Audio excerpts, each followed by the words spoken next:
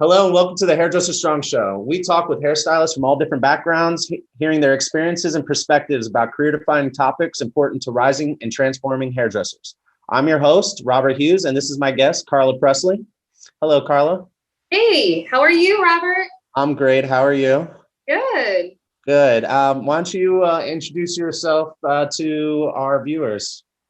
Hey, viewers. My name is Carla Pressley, and I am a hairstylist, makeup artist. I'm a freelancer. I own my own company, and what we do is hair and makeup for special occasions with a focus in weddings, but I do a lot of photography, production, anything that requires hair and makeup services on location. Today, we're going to talk about entrepreneurship and running your own business. We use the word solopreneur. Carla, when I say solopreneur, what comes to mind? When I think of the word solopreneur, it's being out there. It's carrying the weight of everything that you're trying to accomplish. On it all rests on your own shoulders. That's kind of what I think of a solopreneur doing, carrying the weight of their business around. But I don't feel like that's what I'm doing right now because I have a lot of help. So I don't necessarily feel like a solopreneur. I just feel like an entrepreneur. Okay, so tell us a little bit about that. Open that box up and tell us what's inside. Like who's helping you, what are they helping you with, etc. So I have my number one is because nothing could run without her at this point is my admin assistant, Erin Perkins. You can follow her. Her Instagram handle is MabellyQ, and we'll put it up so that everyone can follow. So she does all the adminning and takes care of all the back end stuff, dusts off all the cobwebs, make sure I'm not like going to the wrong location anywhere, and is amazing with my clients, kind of seals the deal with them, and just runs the machine. So you respond to customers, like booking appointments and stuff like that? Yes. To be honest, the way we're scaling right now, she would eventually not be my virtual assistant helping me with all these many tasks. I want her specifically to be my booking agent. So in the next coming months, that's kind of what her title will be, a booking agent. And then I will have a virtual assistant who I've actually already hired, but it might be something temporary because I just needed to get some relief for my admin assistant right now. So I have a virtual assistant also helping me with tasks like creating flyers that I might use to promote something, filing things away, like all the photos that I'm getting back from photographers, making sure that the credits are near the photos and just dusting things off even further because Erin, my main assistant right now, is helping me scale from being one artist in my company to booking many artists in my company. So I want her specifically just focused on bookings. All right. That's awesome. So you have one person that's going to do bookings, one person that's going to do admin stuff. Is there anybody else part of this team? Yeah. So then I have my art team, which is a roster that's growing at the moment. But my main hair and makeup assistant is Sarah Styles. She works at PR Partners in Shirlington, and you can follow her, Sarah Styles.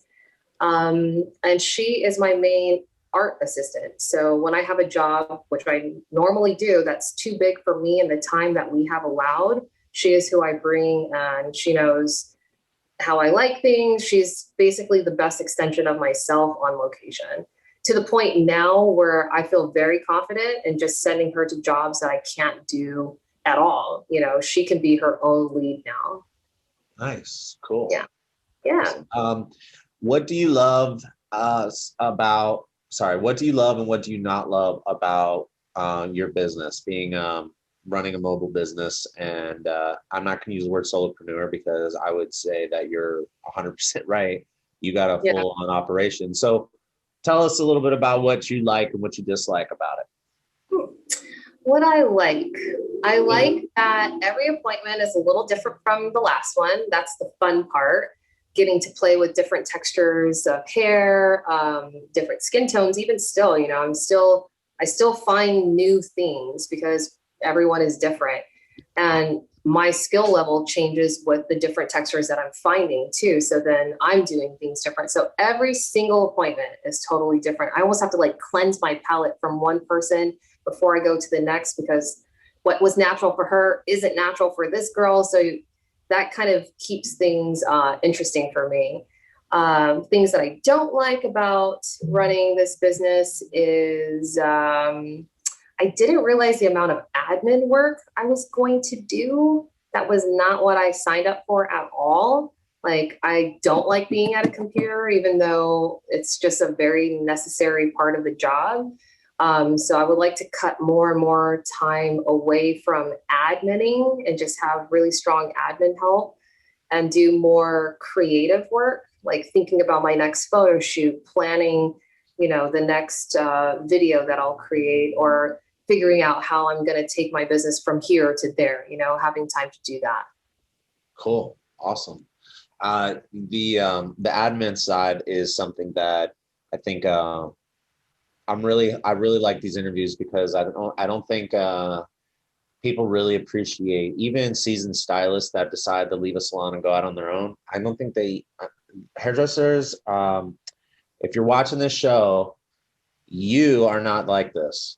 But if you're not watching this show, then you're probably like this, and you just don't get it. Like, there's a lot goes into running a business. So yeah.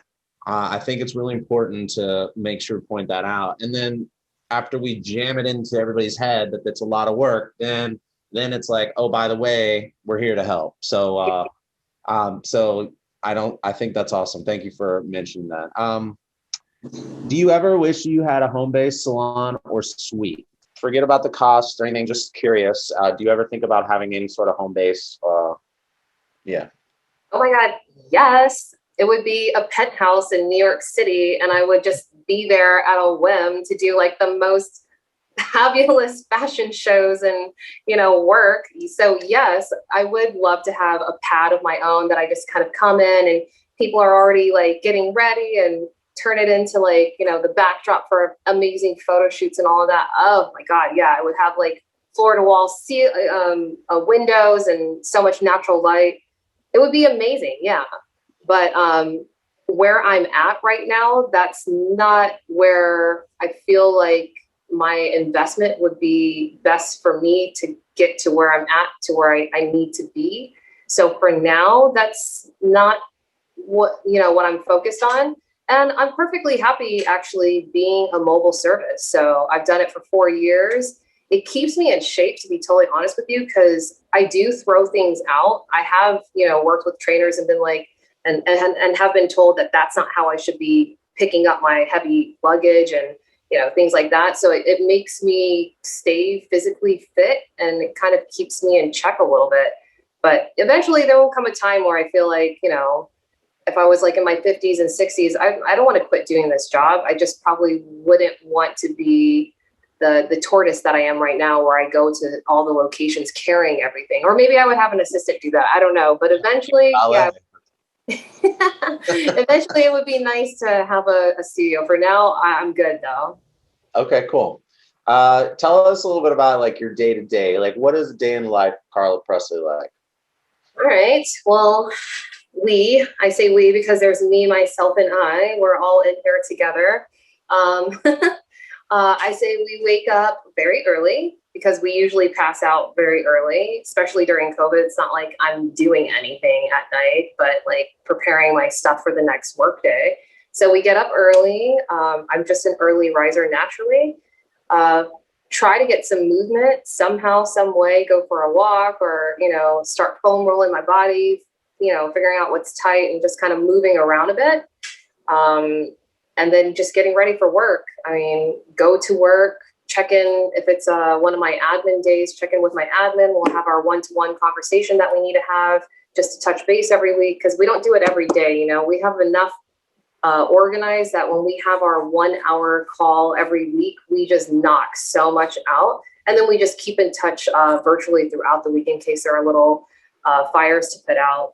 And then basically, load up the car, and then I'm on location 1, 2, 3. There's usually no more than 3 locations or 3 different jobs per day. And a lot of them are wedding consultations, or it could be a hair and makeup appointment because someone just is doing something amazing. For a photo shoot, I work with a lot of different photographers. So I'm kind of like going all over the place, wherever. And I fit in a couple phone calls in between them because sometimes my clients really need to speak with me and like learn more about my services. So, you know, and this is really my chance to kind of seal the deal and like put on that charm or tell them everything that they need to hear, you know, lessen their doubts and their worries and just kind of answer any questions they might have and make connections too. So I definitely invite other people who are networking to, you know, to schedule a phone call with me. And this could just be a chance for us to like meet and talk, like, and then later, like, oh, maybe we'll do a collaboration or something. It could be a life-changing moment for the business, just taking a phone call. So I don't forget to do those and to put those in my calendar. Okay, cool. Tell us a little bit about what this, like the admin stuff. I'm curious. So I think I understand the traveling, to going to locations, the work that you're doing, how frequently, or what that looks like. Tell me about like how many days or hours per week do you put in on admin? Is it just the 1 hour call now? Is that where you're at? No, I mean, that's one, so that's just us touching base. But I would say every morning, what I should do, what I try to have my admin and the booking agent do is check in to our shared Google Drive, which first you'll go to the email, see if there's anything urgent pending that needs to be addressed right now. And then after that, we go to our spreadsheet that we share. We each have our own individual tabs, and it's my tasks, my admin's tasks, the booking agent's tasks. And depending on what we're working on, I'll move things in people's task list depending on what needs to take priority. Otherwise, everyone just does the first thing that's on that list. And when they're done with that, the second and the third. And we just do as much as we can that morning, because these are running lists. You're never going to have a list of nothing to do. Trust me. Like, it will always grow and fluctuate, and you'll get things done and you'll knock it out and you'll keep piling things on when new ideas come up. So we check in with that and then basically finish our tasks. And for me, I can only do so much adminning. So then I need to go and be on location with my clients. So I would say at least an hour a day is really necessary for me. But I would like to get it down to like 2 hours a week. Okay. Big goals. Like, that's what I'm working towards. Right now, I'm spending a lot of time adminning so that I can create what infrastructure I want. You know, I have to actually make it, implement it. I'm even creating a reference manual for any virtual assistants that might work for me so that they know what to do, because I want things done very specifically in my way. So I have to get in there, you know, roll my sleeves up and actually create this system that we're going to run on. So if I want to work 2 hours a week, I have to create how that's going to happen. That's what I'm currently doing at the moment. Okay, that's all that documentation stuff is like what most entrepreneurs. That's where a lot of people fail. Actually, is what you're talking about. I wanna open that up a little bit. You keep saying things like what I want it to be, where I want to be, what I'm working on. So I've been waiting to the end, but I've been wanting to ask in the beginning, what are you like, what is your dream? Like, where are you going with it? Are you feel comfortable sharing that?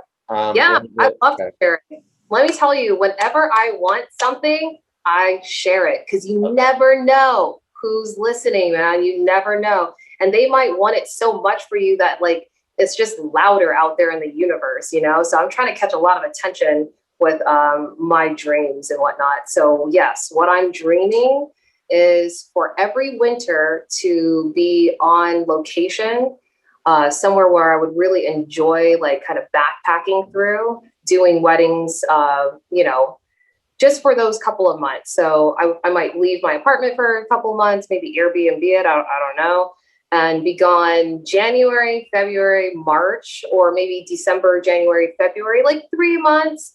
And maybe it would be like the Caribbean, maybe it would be Singapore. It could be anywhere, Because if you know me well, you know, I took like 3 years off to backpack and it just really stuck with me. And so that's what I really want to do. I know I can't live that nomad life all the time, but I want to get to a place where I'm taking a 3-month break out of every year and just doing something beachside, surfing, doing like beach weddings. That is the goal. That's the dream. That's awesome. I love that. That's so cool. Nice.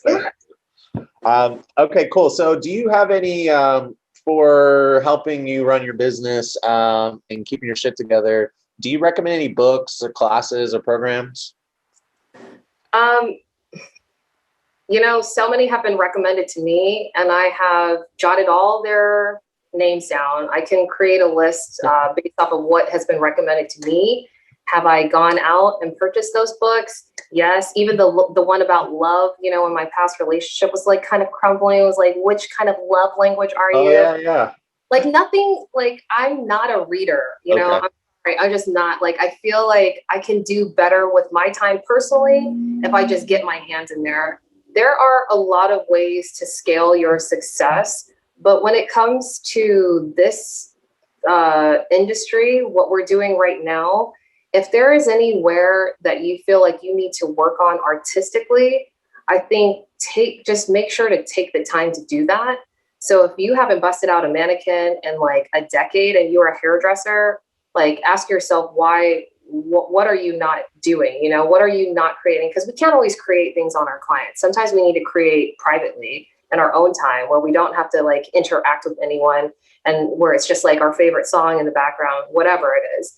Or maybe you learn great just from working on people. But for me, it's like I need to be creative and actually practice something.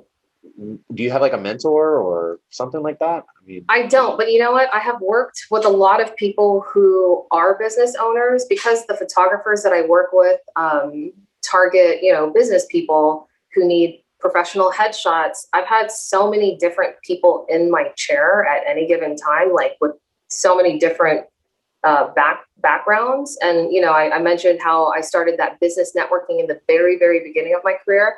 I was working with business coaches, you know, I was working with people who have done masterminds. I was like, well, what is a mastermind? Like, what is that? Like, you know, like just asking questions of these people. And they were very giving and very sharing. And no one was in competition with me because each group that I was networking in, basically, I didn't find many other hair and makeup people. So I could ask a florist, like, how did you get to where you are, or another hairdresser, just watching them and asking them how they got there. So no, I don't really have like books and things like that. I've just really interacted with a lot of people and asked for their help and paid for their time. That's how I got some of the best help, was actually paying for their time. It also tells them, you know, if I'm already networking with you, it's because I want to stay connected to you. And if I think you're actually really good at what you do, just like us, you want to be paid for it, right? So doing the most that I can, if that means that I'm not getting my nails done all month because I spent that budget on this project because this person is going to do it way better than me, then that's what I'll do. Nice. I like that. What advice do you have for anyone looking to go out on their own, either do a mobile business or a suite or something like that?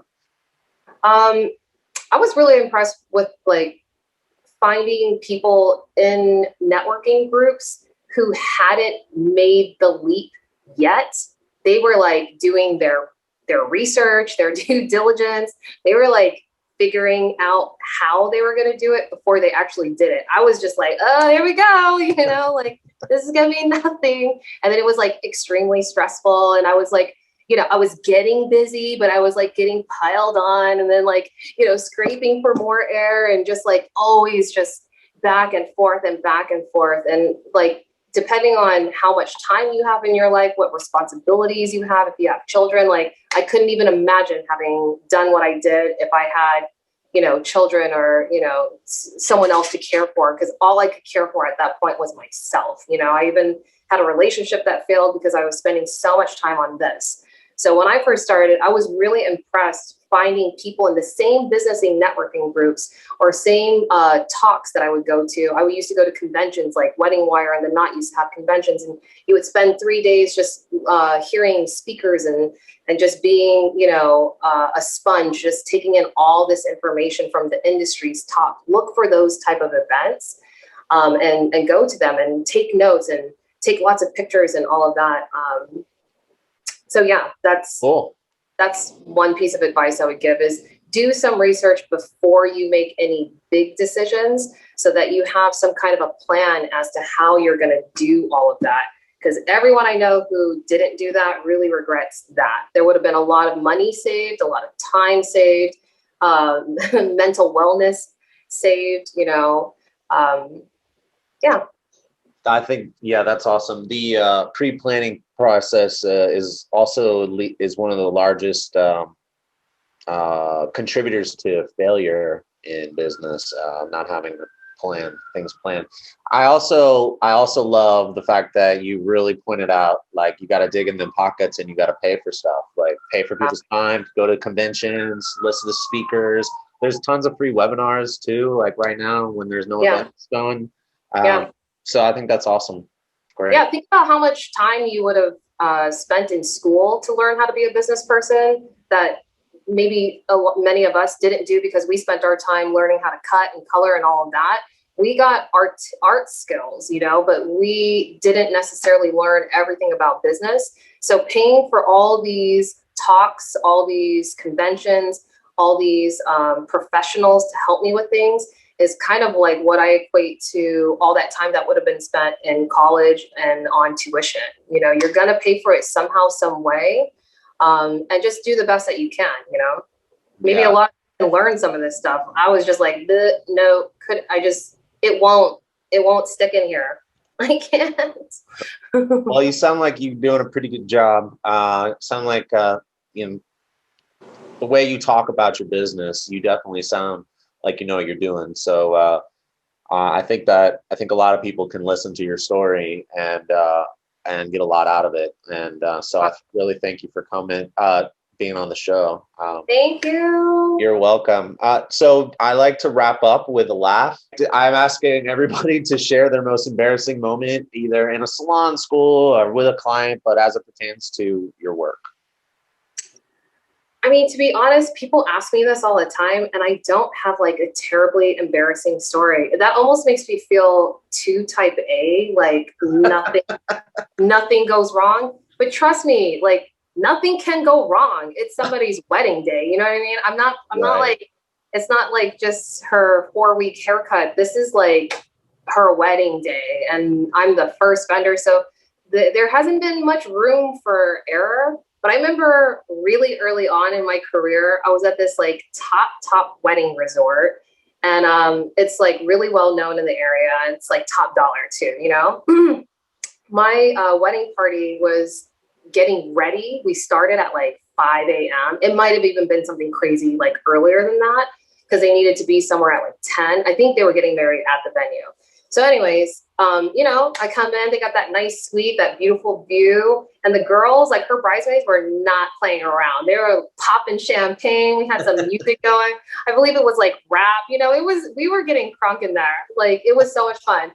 And then like an hour into it, we hear a knock at the door and a woman comes in. She's like, I am so sorry, but I'm getting married today later. And I didn't sleep very early. I've been awake all night. Do you think you could please keep it down? So bride number 2 is asking bride number 1 to please keep it down because she has a wedding at like 4 p.m. or something, and she needs sleep. And it's literally like 6 or 7 a.m. So this group is like, dang, we should try to keep it down. We're so sorry. We will try our best, blah, blah. But they're really like cranked up. They're still like, we're not whispering. No one's like walking around on their tippy toes or nothing. So we're trying, but people are getting excited. They're like, wedding day, And so the bride comes back and I can't see her because I'm in this room like doing hair and doing makeup. And she is pissed. Now she's like, I have asked you very nicely, you know, I really need to, and there was like words and I don't know, people were like kind of yelling at each other. It was a bad situation. But eventually, you know, door slam, blah, blah, blah. She left, we left, kind of like ruined the mood. But you know, this wedding party recovered. Anyways, I was done. I had to like rush back to the salon because there was appointments lined up for me at the salon. So I left that location, went back to the salon, get there, realized like it's a makeup appointment for a bride. She just got finished with Mina, one of my mentors who used to work at PR. She just got finished with Mina getting an updo. So now it's time for me to do her makeup. So I'm all set up. I'm ready for her. She comes over and she has definitely been crying. She's still very upset. I'm like, what is going on? You know, like, she's like, I could not sleep last night. And this morning, this wedding party was right next to our room. They were being so loud. The women were so rude and they wouldn't be quiet. So I haven't slept all morning. And I was like, what? Did you tell her? No.